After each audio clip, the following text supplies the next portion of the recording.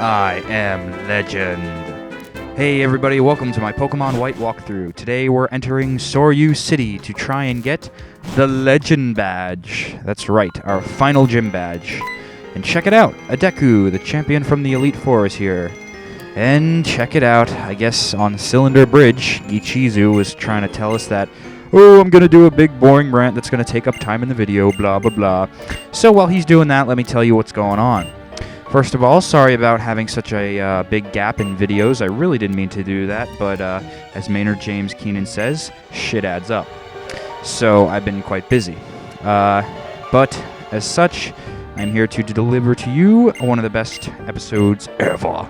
As always, you know, it's just a commonplace thing here. But unfortunately, since there is so much to do in this episode today, a good majority of it has to be sped up. I apologize for this, and sorry if you don't enjoy my taste in music, but you know what?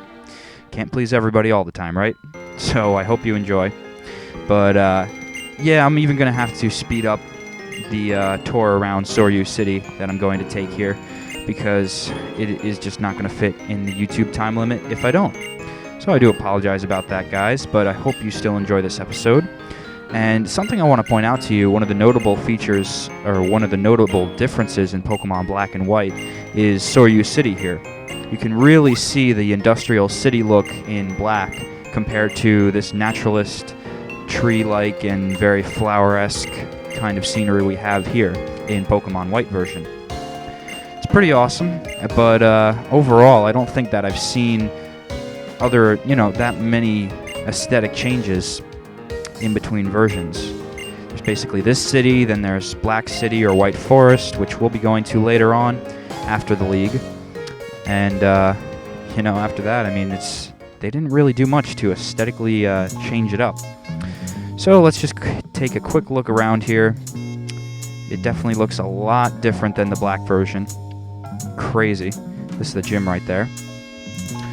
And so let's go here, talk to Iris. Another difference between Pokemon Black and White is that for the last gym leader you'll be facing, you can either face Gym Leader Iris, which we'll be facing in Pokemon White, and if you're playing Pokemon Black, you'll be versing that other guy there, sailor-looking guy, and his name is Shaga. And they have the same Pokemon teams, so don't worry, none is stronger or neither of them are stronger or weaker than the other. They have exactly the same team at exactly the same level. And, yeah, let's see. The inside of the buildings don't look too different. Awesome. Okay, so we can stop speeding up and go to the gym. So we can speed up some more. Sorry about that, guys, but the raw footage of this ended up being something like 20 minutes, and there's no way that'll fit in the YouTube time limit. So for even people with one Pokemon, I'm gonna have to speed up the video. Like this guy. And he's gonna send out the evolution of Cabagon, or Kiabago, which seems to be having a name change. And his name is Onondo. And oh no! Onondo has died. Now, don't fear, I won't be sweeping through this whole gym, and let me tell you as such what I'll be doing in this gym. This gym is pretty awesome. First of all, I think it's one of the best designed gyms in the region. It's basically a maze in which you have to climb on these very thin pathways and battle everybody here, because I don't think any of the battles are optional, just the way the pathing is set up. That guy right there is a Monozu, and he evolves into a Sazandora, and it's a Dark Dragon type. Pretty cool. I hope we get to see a Sazandora here, because that is an epic Pokemon. It's basically this version's Salamence, so prepare to see it in metagame tons and tons of times. So basically you just walk around the gym and get on a higher platform so you can fall on the switches there, because you can't just walk over them, to activate the dragon head to move in different places. And when you get it to move, it will, of course, lead you up to the next path. Okay, so here's the thing. I will not be going back to the Pokemon Center at all for this. I will not be cutting anything out as far as that goes. I may use some super potions. I may do that just because I want to keep certain members alive. But once my Woot here kicks the bucket, I will let him stay in the bucket because I think it could be a bit unfair to just sweep the whole place with Ice Fang. And while I don't care that I have high levels, or even I don't think I have that high levels, if you look at the Pokemon I'm versing, it's pretty even. But I want to put on a good show for the last gym battle. And unfortunately, I'm going to tell you guys ahead of time, I do have to speed up the final battle with Iris. So even though it's a gym battle or a gym leader battle, I had to speed that up in order to get it to fit. Again, very sorry about that, but hey, what can you do? Okay, so I'm thinking that these guys are going to have a bunch of repeat Dragon-type Pokemon. Let's see what you have. Yep, mostly you're going to find Onondos in this gym.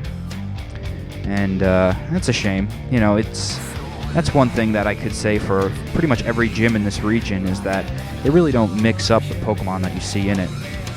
And I understand they're kind of barred by the limitations they set with only having the 5th generation Pokemon seen in the main game the first time, not post-league, because eventually after we beat the Elite Four, there will be Pokemon from other regions appearing, so we'll be seeing some familiar faces pretty soon, I guess, because after this, we'll be going off to the Elite Four.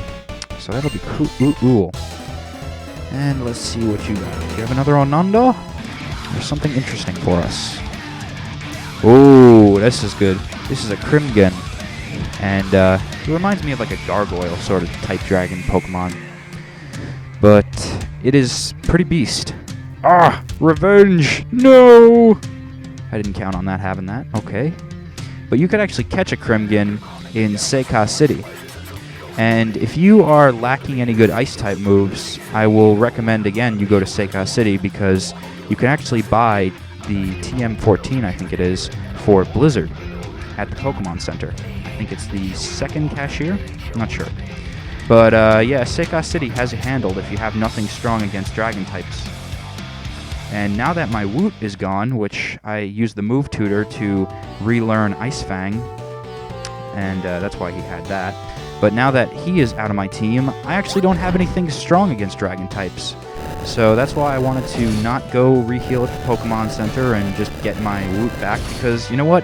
For the final gym, I want it to be a good underdog challenge, because I know you guys really like that. And I guess I have to go back around. No, not back around. Sorry, I'm thinking of another part of this, but...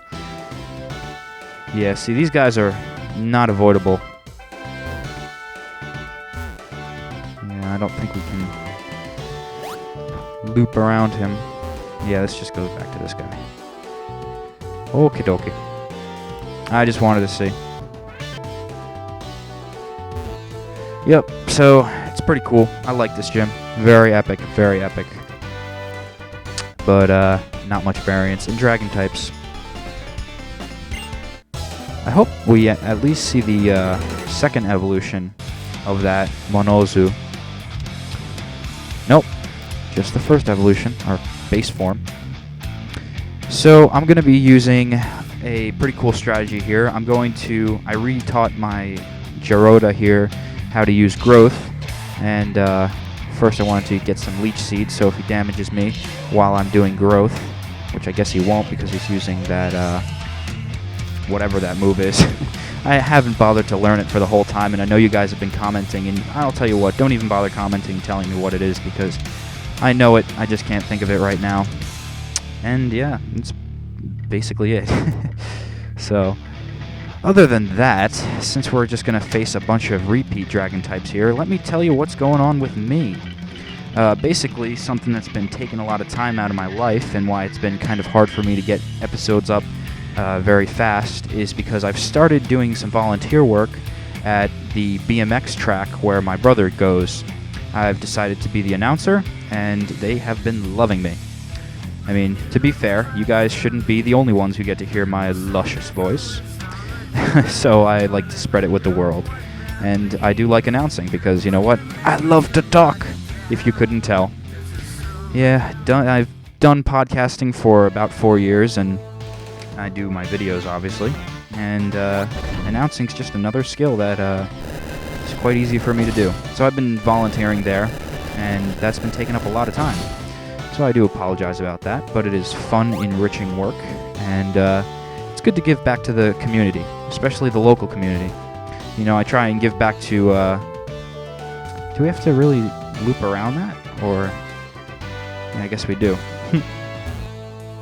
Oh, yeah, you know what? We need to re-hit that switch because... okay, I got it.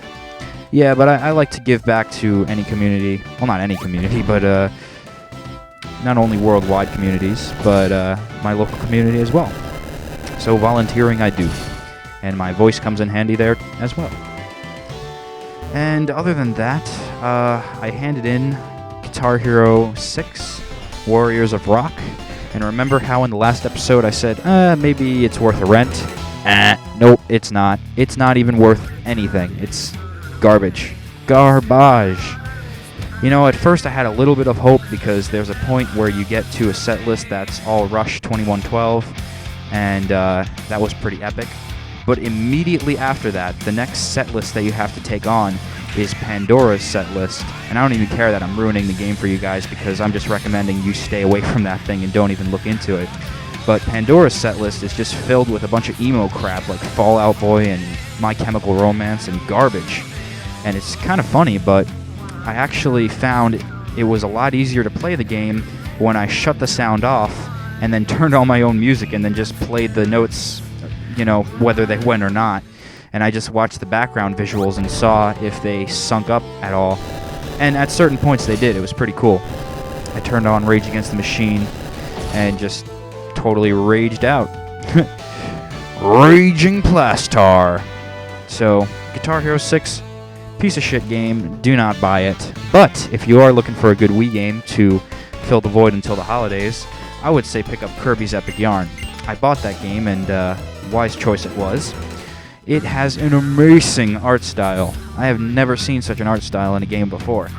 It's kind of like Little Big Planet, I guess, but more eccentric with fabrics and yarn and buttons and craft store kind of looking things. It's really fun, and it's an easy platformer. I mean, I don't even think you can die in the game. But the whole point is not really a difficult platformer.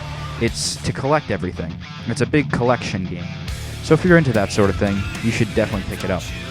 And I would recommend, even if you don't want to invest a full $50 into it because you want a difficult platformer and not something easy like Kirby, then at least rent it just to see the art style because that is really incredible.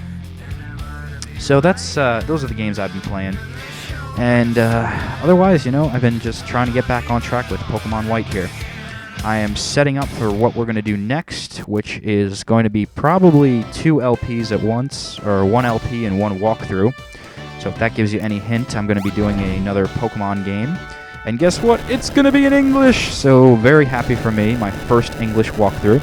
It's kind of funny that I have to say that after being here for about 2 years now, because that's when I've started my LP career. And now we get to take on the Gym Leader Iris. And remember, if you're playing Pokemon Black, you'll be facing Shaga. But no fears, he's got the same Pokemon as she does. Yep, so good stuff to look forward to in the future. I'm probably going to be making a promo for the next walkthrough. Onondo, can we have some new Pokemon, please? Yep, so I'm probably going to be making a promo pretty soon. And it's going to be really awesome. And I hope you guys are pumped for what's coming up next. Also, before we jump into the next walkthrough, which will probably be November, probably November, because I don't want to have one thing on top of each other. And then I also am talking just in relativity, kind of thinking out loud, really, because not sure how this white walkthrough is all going to time out. Okay, another Crimgin. Certainly a powerful Pokemon, but with our overconfidence ability, we'll be able to handle the rest of our team. I'm certain of that. Awesome! The final evolution of Kibago, a Ononokusu. It looks like kind of a Pyramid Egyptian dragon. Kind of reminiscent of Yu-Gi-Oh! Yeah, so I'm just throwing out rough ideas here for when things could come out. And look at that! Goo! We've got the Billy Hatcher and the Giant Egg Badge. Oh yeah! Okay, no, it's the Legend Badge, although that reminds me of Billy Hatcher and the Giant Egg. So, with that final 8th gym badge, this means we can go off to the Pokemon League.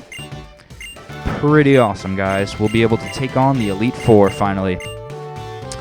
Well, our Pokemon White journey is coming to a close, but on the next episode, we'll be heading to the Elite Four. See you then.